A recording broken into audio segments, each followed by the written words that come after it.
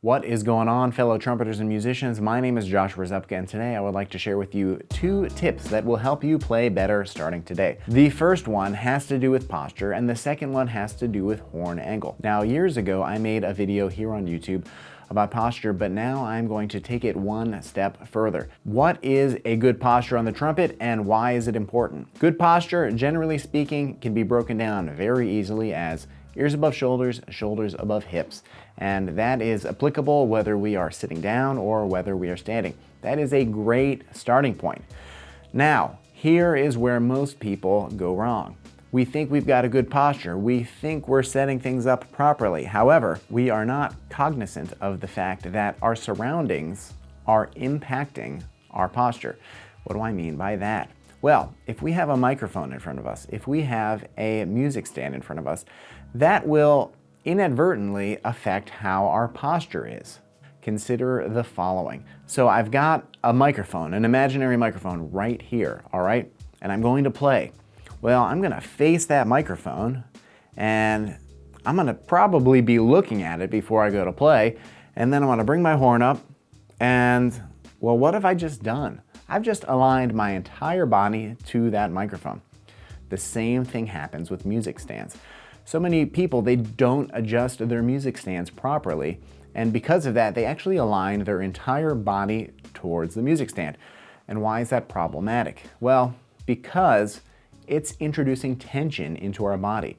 If we are kind of looking at or scrunched over, if we are aligning our body towards a music stand, well, we are introducing tension. And remember, tension is the enemy of all things good with trumpet.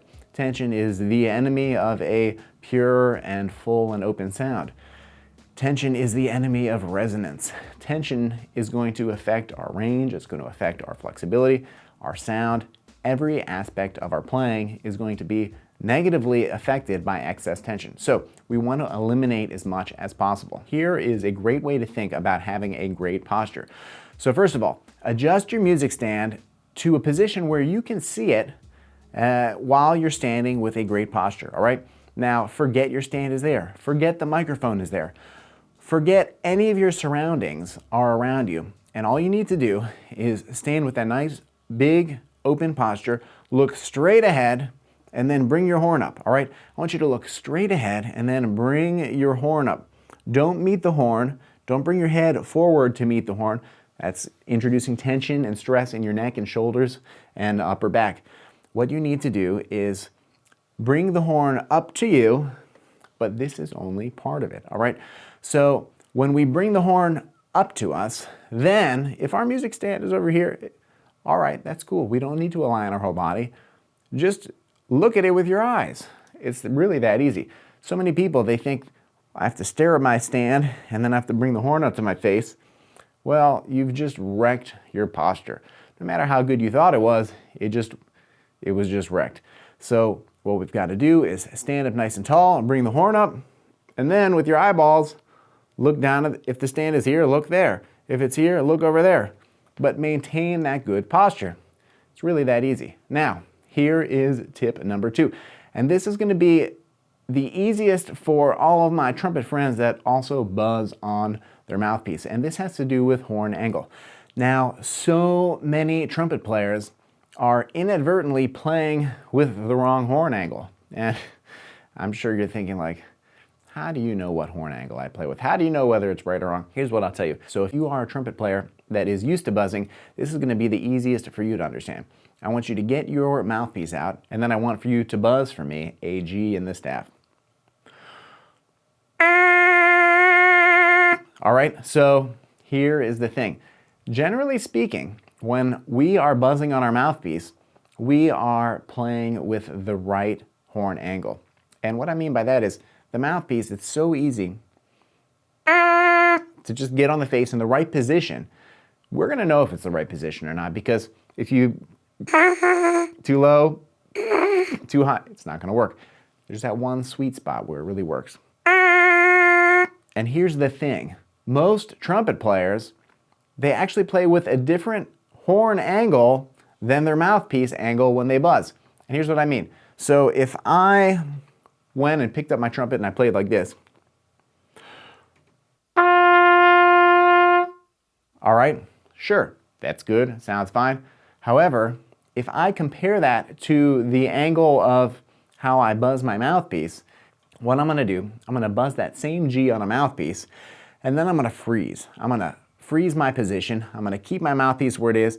I'm not gonna try and look at anything else, and I'm gonna bring my trumpet up and slide it onto that mouthpiece without adjusting the angle of the mouthpiece or anything. I'm gonna just try and position the trumpet onto that mouthpiece because that's the angle that my mouthpiece wants to be, all right? And let's see if it's any different. So here is how I would play if I didn't think about it. If I'm just thinking, okay, good posture. Now I'm gonna buzz, and then I'm gonna put my horn onto the mouthpiece and see what's up.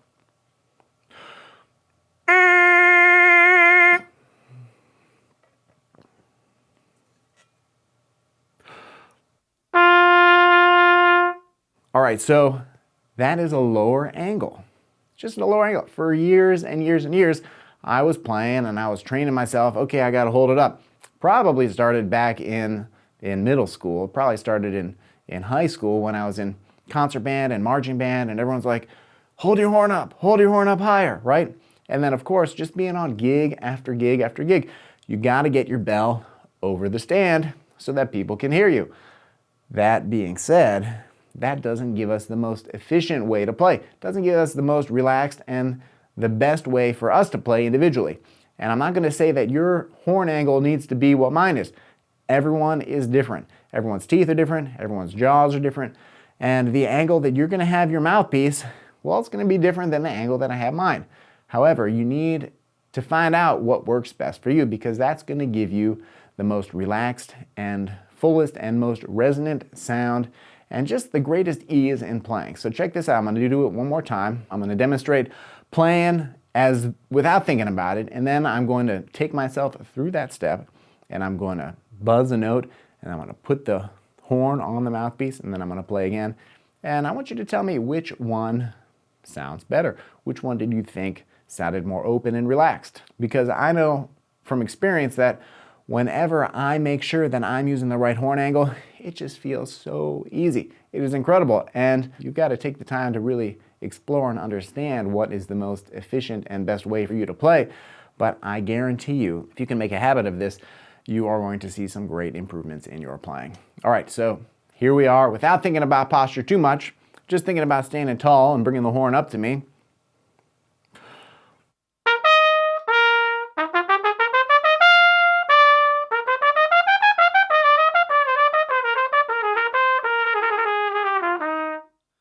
And now I'm gonna buzz, just a couple notes.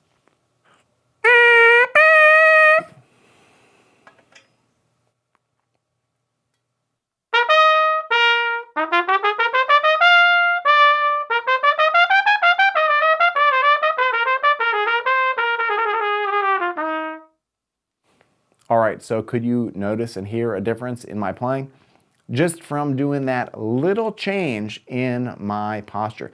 Just that little change in the horn angle. I know that I personally noticed an enormous difference. It is night and day. And when you do the combination of those two things, where you have a good posture, you're standing up nice and tall, you're looking straight ahead, look at the back of the room, look far away, because that's where you're trying to project. And then you bring the horn up, you find that right optimal position where your mouthpiece wants to be naturally. Right? You put the horn up, take a nice full breath.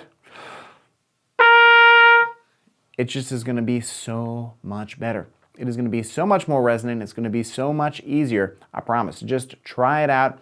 If you don't notice any difference, write down in the comment below, because nearly every student that I've ever worked with and that I've shared this with noticed a big difference immediately. So this is something which I generally love to share with students, and I love to share with other trumpeters because I know that it'll make your life easier. It has made my life easier. The only difficult thing about it is just rewiring yourself, rewiring your playing so that you remember to do that every single time, so that you program the feeling of that new horn angle in, that optimal horn angle.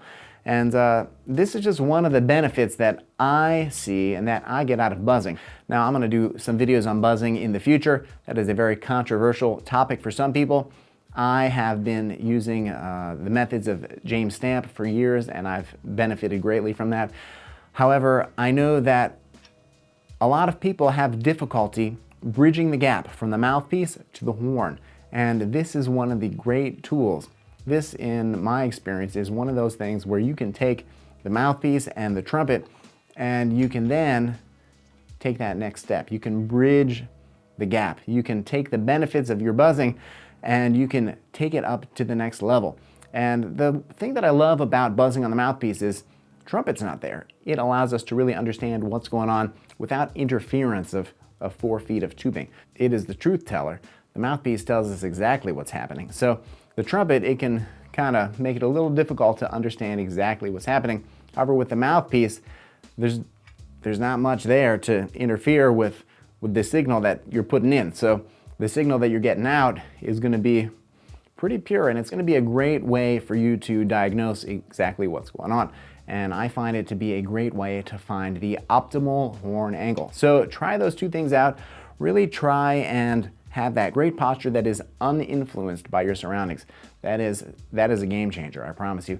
And then really work on finding your optimal horn angle and working with it, all right? Forget what your band director, forget what everyone else tells you. Your horn's gotta be up here, no. Your horn should be where you can play the easiest, the most efficiently, with the greatest sound and the greatest flexibility and the greatest range. Maybe if you are in marching band or something else where, you know, there's choreography involved and they are requiring you to hold your horn in a certain position, all right, well, that is part of the show. That's a little different than just playing the trumpet the best. But we are going to make the most progress in our practice sessions, and we're going to sound the best in concerts if we really play from a place of relaxation, of good posture and efficiency. And so that's why I wanted to share these two things with you. So write down in the comments below what you think. Has this helped you? Is this something you've ever even thought of before? I'm really interested to hear what you all have to say. So I hope you liked this video. If you did, please give it a like and share with your friends. And if you have not yet subscribed, please click that subscribe button. It really makes a very big difference. And I thank you for watching. And coming up next is going to be another Mute Monday video. So just tune in a couple days and I will see you then.